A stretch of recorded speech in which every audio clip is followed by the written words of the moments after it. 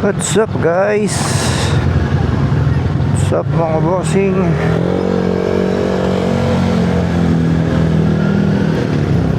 Huling araw na naman ng pasukan, Thursday. Tayo ipauwi na galing sa ating day job. Buti na lang ginawa ng Monday to Thursday, no?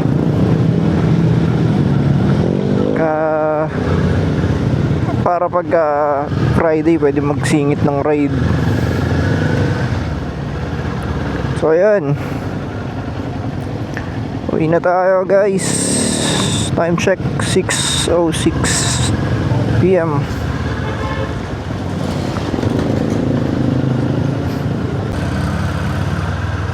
So ayun, ano ang pwedeng pag-usapan ngayong vlog? Wala akong maisip na content kaya medyo matagal-tagal tayo walang content Ayun guys, samahan nyo lang ako pa uwi. Isip ko lang mag-vlog. Mamaya papagasolina tayo. Isang linggo na ako di nagpapagas Kino-compute ko kung magkano gagastusin, magkano aabutin ng isang linggo kung 4 days na pasok. Mamaya malalaman natin kung magkano tayo. Tayo papagas sa may malapit sa amin, sa may bypass road. Nasa 80 yata yung gasolina doon. Wala chinek ko dito sa may banda dito nahalos magna 90 na yung gasolina doon sa amin medyo mura-mura pa. Doon tayo papagasolina.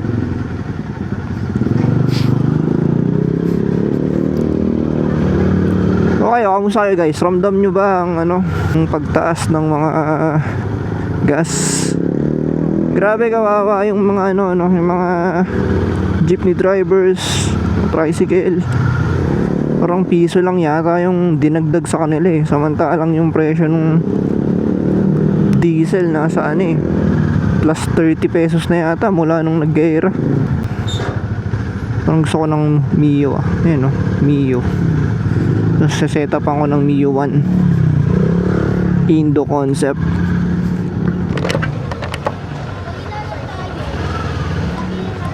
Yan, kasya sa garahe ko yan. Pagka kasi nagmalaki kong scooter, di na kasya sa amin Medyo masikip na kasya naman, pero medyo hasil-hasil na yung pagsikip. Pero pag mga ganyan ng kaliliit na scooter, pwede pa yan. So ayun, anyway, eto, pauwi na tayo guys. Samahan nyo lang ako ating everyday adventure.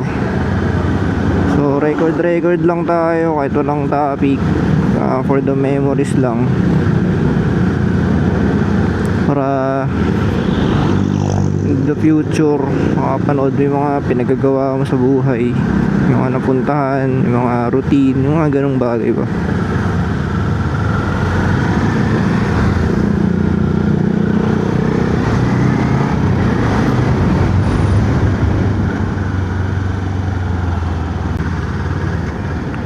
Personally, ako, kung wala akong mga lakad na kailangan dumaan sa NLEX, scooter talaga ako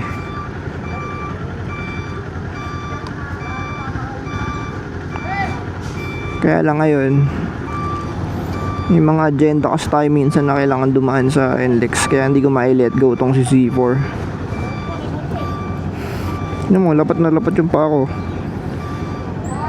Para lang parang naka 150cc na bike.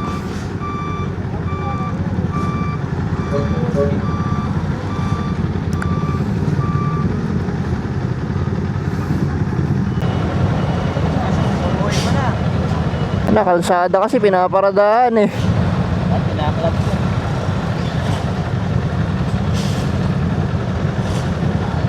Pasok na tayo dito.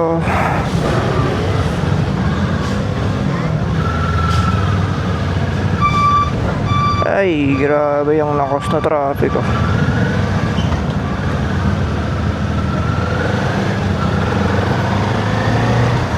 Haba agad ng traffic Dito ba sa Petron magkano na? kasi nakasulat eh.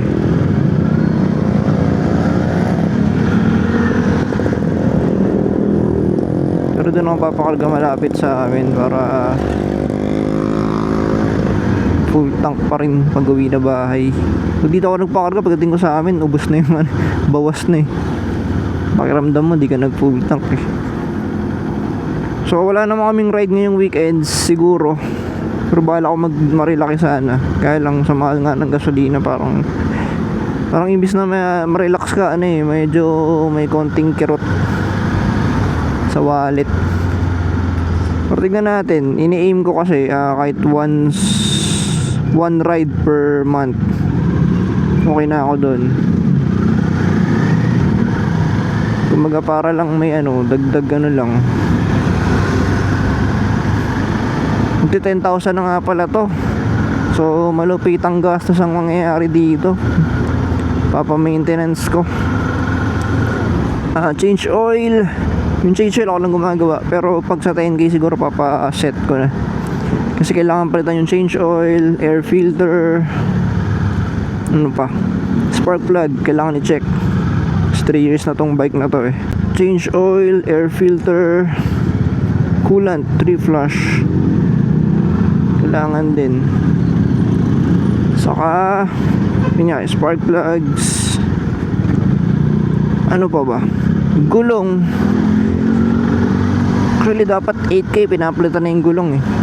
Pero may tread pa naman tong gulong ko, kaya feeling ko pwede pa naman. Kaya patiisin. Pero nga, ayun nga, 3 years na kasi yung bike, 2023 model. So, ayun.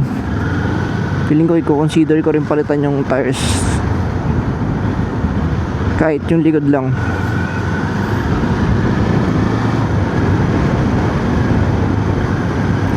Ano pa? Yung chain, adjust lang naman. Kaya naman natin sa bahay na yan. So, baka ako na mag-adjust ng chain.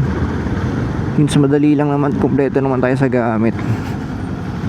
So yan, tingnan natin kung magkano yung abutin ng labor pag sa shop.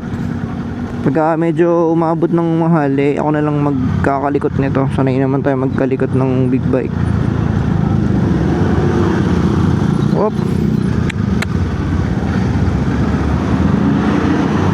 Kamote.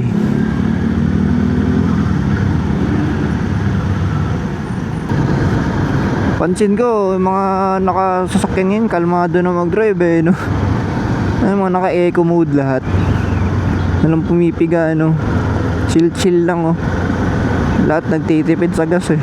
Oh, tignan mo to. Chill lang sila eh, oh. Pwede naman pala eh, no? So, ayan guys, moment of truth. Tingnan natin, magkano tayo sa gas.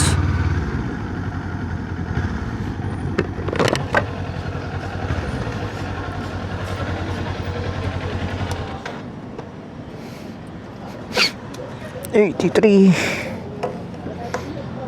Ay, $84 pala. Dumi ng bike.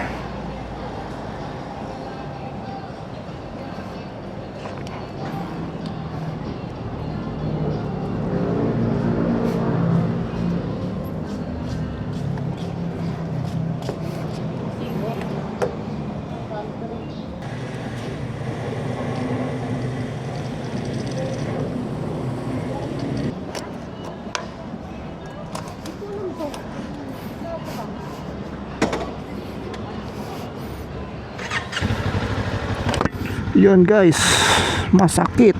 725. Pero galing tayo sa 144.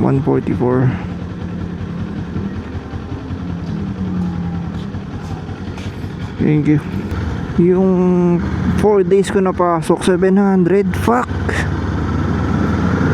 Mas magastos kapag yung medyo malapit-lapit lang yung biyahe eh. Pero pagka naglo-long ride kami, parang na yun pang matagalan na yung 700 na yun. Parang umaabot ng yun, halos 200 kilometers. Wala eh, big bike tayo eh. Ayan ang mga cons ng big bike. Kailangan mo panindigan ng iyong kayabangan. So ayan guys, sa mga nagbabalak mag Z400 pang daily, Kung kaya ng budget nyo, why not? Pero kung hindi, wag nyo na pilitin.